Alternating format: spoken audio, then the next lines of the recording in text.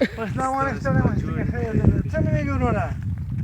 ظاهر خان په خان توګې خیر نو دا تاسې مولنا دا ډاکې خو چین نشته دا مړه دي که څنګه دي والله ډېر وږي دي ها وږي دي دا ولې نه دا مخکې به موږ زرجات زرګان نه پرېږدي ښه او جنګونه دي وږي دي مغلته نه ځي او بس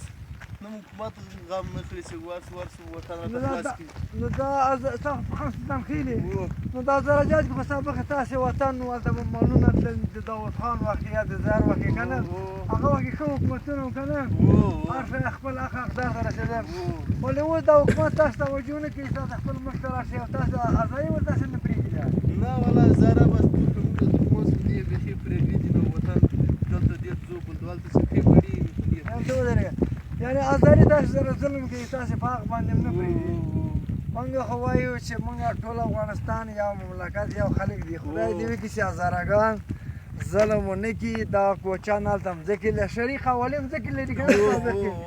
مځکې وې شرعي قوالې لرلې دوی وروره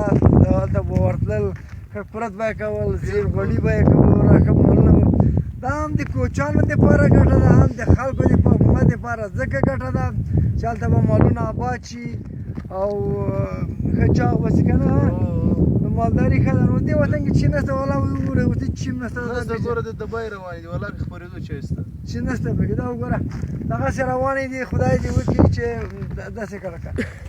داسې راځه خدای دې وکړي چې د حکومت مره لاګي خدای دې وکړي چې اشرف غني حکومت د خلک او قومونه مشران سره لاس یو کړي دغه مشکل د کوچیانو رفع کړي چې هزارهجا ته لاړ شي د خپل وطن به وخوري او مالونه ماڼه شي وایي لال به دس بیره دل یار نه رنجه دا څلوېښت کاله کې کله داود خان چې شهید شه په افغانستان کې بدبختۍ ځکه دي چې حق حقدار ته نه سپارل کېږي حق طلبي کېږي ظلم کېږي د کوچي سره خو بیخي ځکه ظلم شوی ده چې په هر شي ډاګو کې خلکو کورونه مځکه ونیولې کوچیان دا وګوره همداسې روان دي دا جلوه کې راسه کته یې وره نور خلک نه پرېږدي دښته کې وره خدای دې په انصاف روزي کړي ولې هزارهګانو ته د خدای انصاف روزي کړي چې دا مشکل رفع شي او دا کوچیان پرېږدي چې هزارهجا ته لاړ شي په خپلو مځکو دښتو باندې مال پیسې ده که نه بس ژوندی دی ډېره مننه والله خفه شولم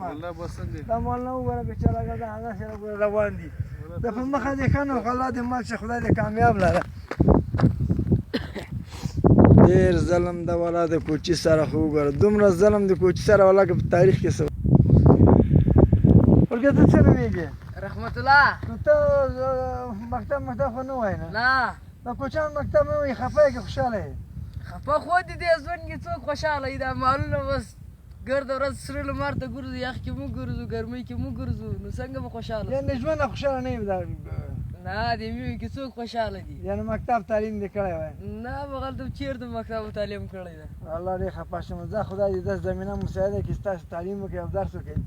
خو ښه مو کار ده خو دا ستړی کار ده نه تکلیف ده ستړی کار ده بېدرکه سړی والله خفه دې کړم زه خدای دې الله دې ښه ژوند درکړي کامیاب اوسي